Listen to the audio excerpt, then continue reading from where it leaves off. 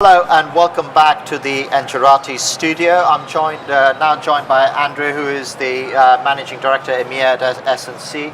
And Andrew, first of all, welcome to the studio. Thank you. Thank you for coming here. You've had a day on your feet, I would imagine, so it must be some relief to sit down and have a drink. And so Andrew and I met in a roundabout way. I can't remember how, but and neither can Andrew, so let's forget that for a second. But the reason why I bring that up, we met because we're looking at covering the energy storage theme on Engerati. And Andrew, you gave us quite a lot of advice and pointed us in the right direction. What is your overview of the storage market as it stands at the moment? Okay. After last time we spoke, there's actually been some movements. I think the last conversation I had is where is the market? A lot of R&D projects, a lot of demonstration projects, but actually all of a sudden we believe there may be a market there. And the big element of that is a recent decision in California. So they've now agreed 1,300 megawatts of energy storage to be deployed by 2020. The tenders are already out, so people are tendering. So that was the first one. And were there, on that particular one, were there any other requirements? They just said, this is the energy we need to store. We don't really care what technology is it. They are technology agnostic. The idea is to create a level playing field for storage to participate in the smart grid. So effectively what it's done is remove some of the regulatory barriers. So in the way that the businesses are set up in the US, very similar to some of the ones in Europe, they regulate it.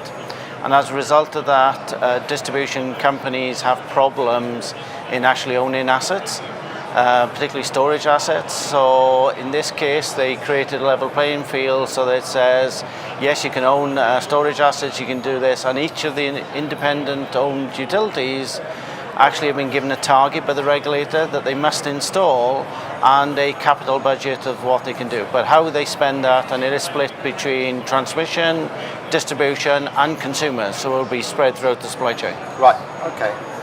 And that's quite interesting because that's a regulator taking the initiative and saying, right, we need to kickstart this whole thing. And what has been some of the movement, if any, in the European market on the energy storage side? Well, the country that's, or two countries have made a move. The first one is Italy. Italy have now, the regulator again got involved and said that both Terna, who's the transmission operator, and Enel, who's the distribution operator, can potentially have €1 billion of spend on energy storage as part of the capital investment plan. So there are some pilots going ahead at the moment, and if it's successful and prove the business case, they will be suitable to be deployed. Germany's obviously done their incentives for self-consumption, and I've been heavily involved in the UK, and we've been lobbying the UK government to get a 2,000 megawatt storage target by 2020.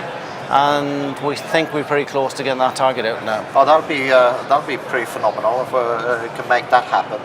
And now, moving away from that market landscape into the tech, because there are a whole host of technologies and ways of storing this, down to pressurizing caves and things like that.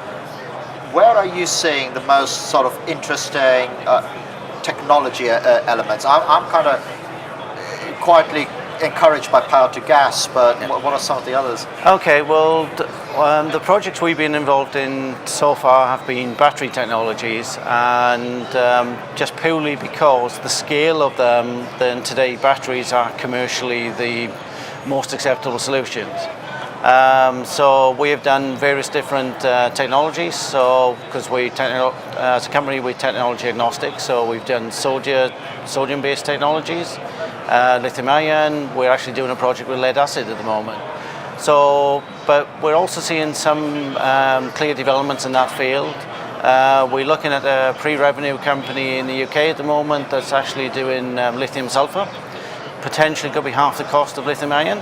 Right. And they've actually picked up a UK military application using lithium sulfur and believe it or not, bulletproof solar panels for forward command posts. Oh, okay. So, so you've got to assume that there's been some due diligence there, and potentially they can scale that. We're seeing lots of new technologies like zinc air coming along, liquid sort of metal technologies that looking good at R&D stage, but we've got to see whether they're scalable. But we're also sort of seeing, particularly in the UK, some really good technologies on things like cryogenics.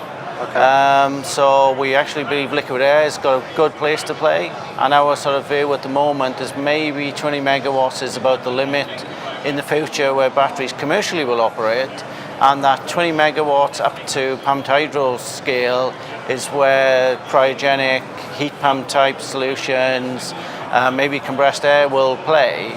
And they're quite responsive as well, because that's the other thing, isn't it? You don't want energy storage that takes an age to ramp up. I think there's like a 2-second window that it needs to work in. Or they're all synchronous machines. So effectively, they're getting pretty close to starting to replicate what a conventional generator would do, but also has the ability to absorb energy.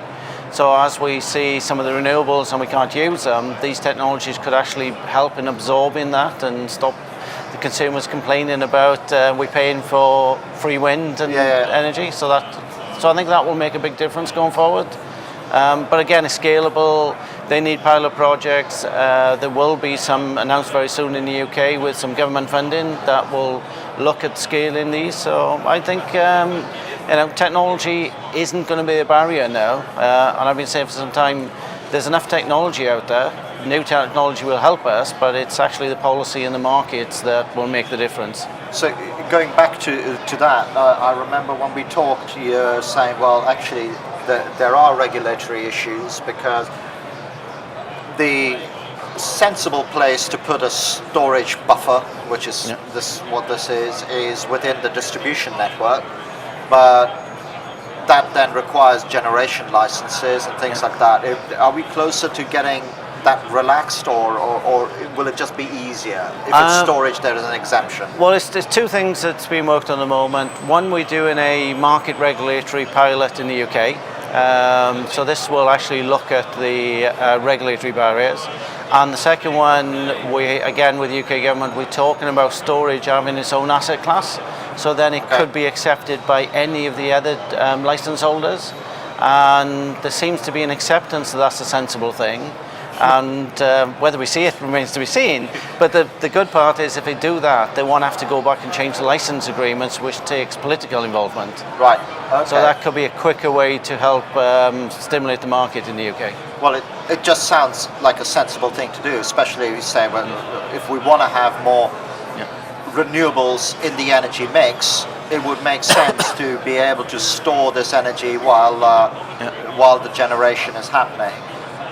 Now, one of the other things that I wanted to ask you is, obviously you've sort of said that across the scale of technologies that allow us to store energy, from pumped hydro all the way to cryogenics and things like that, what are some of the, or you may not have this, but what are some of the more outlandish things that are being tried to store energy? That's a good question. There's lots of R&D projects at the moment. There's sort of very peculiar pumped hydro, which is on old slate quarries. In fact, in the UK, someone's just been given planning to do one of those. Very little difference in height, but the volume's enough to generate quite enough electricity. We are seeing people trying compressed air generators. The fuel cell, people are looking more at that. We are seeing lots of people look at the hydrogen areas where you change sector, and actually thermal storage is actually gaining a lot more recognition. So some of the stuff that we thought was R&D is actually being tried at pilot now. But I think there's, for every one that's being piloted, there's probably 100 other ideas behind it. It is suddenly, this seems to be an area people want to invest in, and 2 years ago I told you in the UK people would have invested in tidal and wave. Suddenly everyone's now invested in energy storage, and it is interesting, a lot of the funding calls are being oversubscribed. So that's good. Yeah. Because I would imagine it makes more sense to invest in that, because if you can get the storage piece right, your tidal or wind or whatever is just doing a better job for you. Exactly, and it's the only supply chain in the world that doesn't have warehousing, is the electricity network. So it's about time we had some warehousing in it. Absolutely. Electricity warehousing, there's there's a topic. One sort of last question, I don't know whether you're seeing any of that, but I saw a diagram where, and this may be way too futuristic, where people were talking about supercapacitors as buffers. Are supercapacitors anywhere? Because you haven't mentioned them specifically. Is that because they have a very unique role to play in there? We have actually done a project in Hawaii with supercapacitors, and this was for frequency control. Okay. So for frequency, supercapacitors can play alongside flywheels and can play alongside batteries. So yes, there is a role to play. As the development and the cost cycle comes down on that, potentially they could become a more economic solution than particularly flywheels is used for that role today. So yeah, definitely going to be a role in them to play. And there's a lot of work from the automotive industry that's going to help reduce the costs that will bring them into play in this market in the future. No, absolutely, because they're using them as boosters for some of the high-performance cars and things like that. Andrew, we're coming to the end of our time here. I wish we had longer. It's always sort of fascinating to talk about this, what I consider not only important, but quite a dynamic sector as well. If you were to look at where the sort of energy, going back to the marketplace, energy storage sector is going and things like that, I get a sense from you, and I don't want to put words in your mouth, this is why I'm asking the question, I get a sense from you that we're pretty close to a tipping point in terms of the regulatory and some of those investment issues that you brought up when we spoke, where how to monetize the asset value, not just the infrastructure, but monetize it as a capacity and things like that. Would that be safe to say, or am I being over optimistic? No, my belief is we're pretty close to it, because if we're not, then we start wondering where the industry is going to go. So I think we are close to it, but I think if I had to bet on a market at the moment, I actually think Africa is going to get there first, right? Because the lack of legacy infrastructure and the large number of people without sort of energy means they have to do something different. And from the projects that we've seen, there are more microgrid projects and off-grid projects in Africa than the rest of the world at the moment.